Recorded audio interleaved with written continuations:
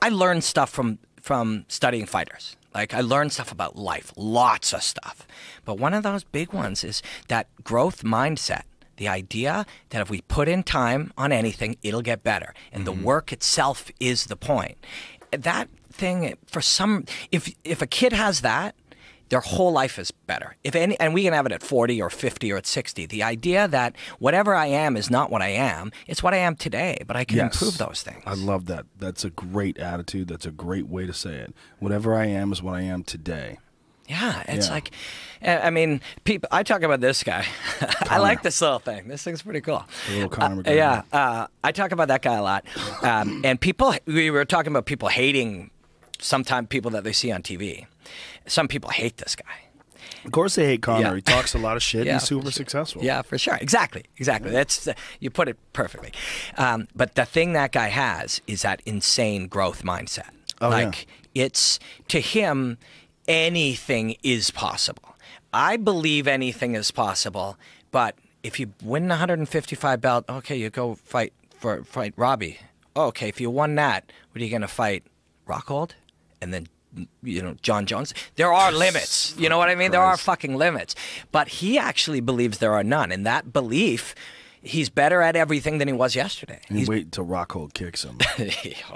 You realize there's a difference. But that's what I'm saying. There's got to be a point. But that belief that there is no point, that belief that there is no limit whatsoever, is incredibly powerful when it's put together with a drive of a work ethic, with an insane work ethic. That is a powerful thing. Well, it's interesting too, because with fighters, when they're in camp, most of the time you're preparing for a specific opponent. You're not really picking up new skills. The way they really pick up skills is by training and taking chances and going outside their comfort zone, which is really not something you want to do while you're conditioning yourself for a fight. So a lot of times when guys are going back to back to back and they're fighting a lot, they're not really improving much. What they're doing is they're improving their ability to compete because they're getting more comfortable because they're competing a lot. They're getting relaxed. They're in great shape, and they're getting used to the feeling of being in competition. But, man, there's not a lot of time to take some time to just go over new stuff, to learn new things, to add new weapons. Well, when I talked to him and his coach, Kavanaugh, who I only spoke to briefly, I actually tried to contact him to ask him if I could pick his mind a bit before doing this breakdown. I took it as a big compliment that he's like, no, I'll maybe chat with you after. Like that if he gave me something, I might pass it on. I took it as a compliment. And I do a podcast, The Mentality of Combat Sports. And I do it with my very good friend, David Mullins. Is it on iTunes? No, it is or will be. We're not super on top of that. How long have you been doing it? We've been doing it for a year. What the fuck? Get it on iTunes, man. It's on YouTube. It's okay. Yeah, it's on YouTube. It's on YouTube. Yeah, but it either has been on iTunes for a few months or it's in the process. We got a guy who does that. So, and I've been doing it with him, and he is part of the SBG team. He's the Straight Blast Gym. Yeah, the sports psychology coach of the team. Oh, interesting. And when I ask him about Conor, and we're very good friends, but when I ask him about Conor, he says Conor is his own coach. But I know at the same time, when you work with the coach, he's his own mental coach. He's on his own journey. And not that he doesn't want information from David, but he wants it from 50 sources. He's consuming like philosophy and ideas of how to improve and ideas of what it is to be your authentic self, peak performance, all that kind of stuff. Not constantly consuming it. But my inside info that I get from David working with him, he's like, they don't train for an opponent ever, really. The opponent he's not a person. He is a collection of skills and attributes and a body type, and that's it. And we're training to get better every day. The goal is to be better, not to train. And why is that a good thing? Among the millions of reasons, Jose Aldo's out, Chad Mendes is in. If you spent all that time training for Jose Aldo and only Jose Aldo, oh my God, Chad Mendes is in, questions, doubts, concerns, what are we doing, game plan. Instead, he was like, it doesn't matter who it is. Wow. And they train to get better every single day in everything. Wow. And that's a great mindset if you can pull it off. He's pulling it off. He is pulling it off right now. I wonder how much of what he's doing, what he's able to do, is his own unique physical gifts.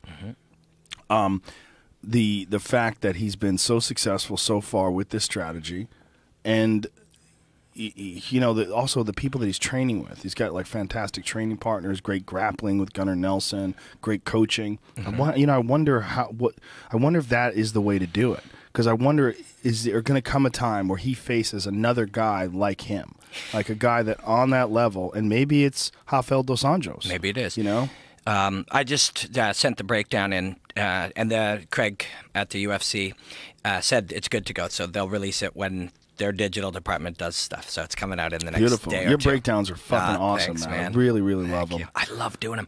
I can tell. This one, 8 to 10 days, but that's of work on it. The ideas came over the last years, but how long is the piece? it's 4 minutes. Let's play it. Can we play it? No, we can't play it. Shit. I know, we can't. Fuckers.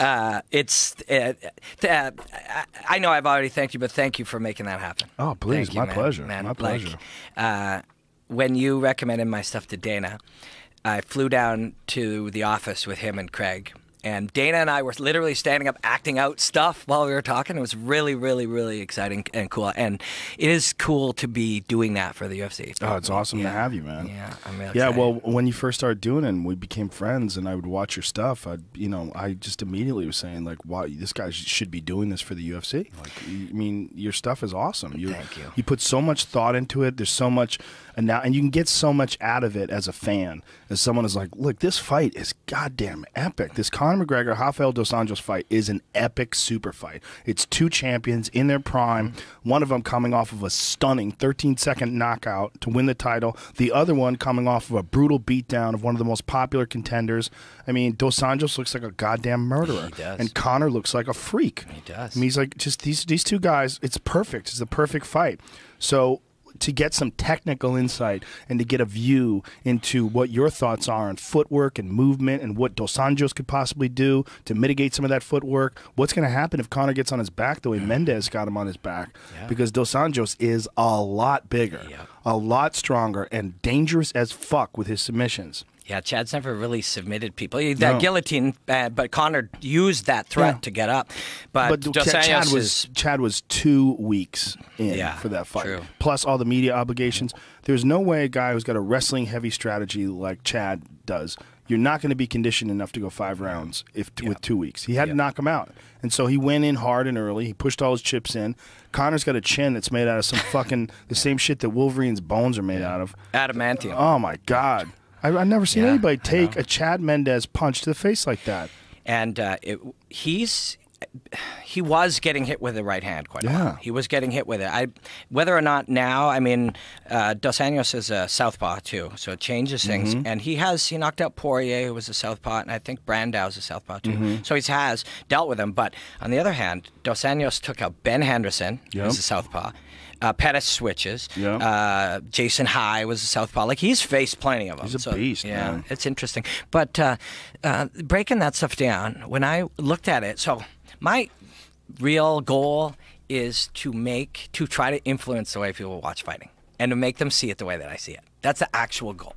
The goal is that I see this crazy, unbelievable stuff happening underneath some of the surface, and I want to entertain people long enough that I can trick them into learning some of it. And that's the plan. And trick them into learning. That's funny. You just want to entertain them, make sure they're having a good time, and at the end of it, they are walking around going, "Yeah, and by the way, that kick works this way," and they do. And because if you go and you just stand there and you like have a diagram, and I think there was always outside of like people were learning fighting from your commentary, and then there wouldn't be another show. So then they'd have to come back and they'd learn during the fights, which is great. I mean, that was you did more to educate people about fighting than any person ever, probably. I mean, I can't think off the top of my head anybody who has contributed more knowledge of fighting. And it was done. You're entertaining. You're having fun. They love your voice. So that was the learning.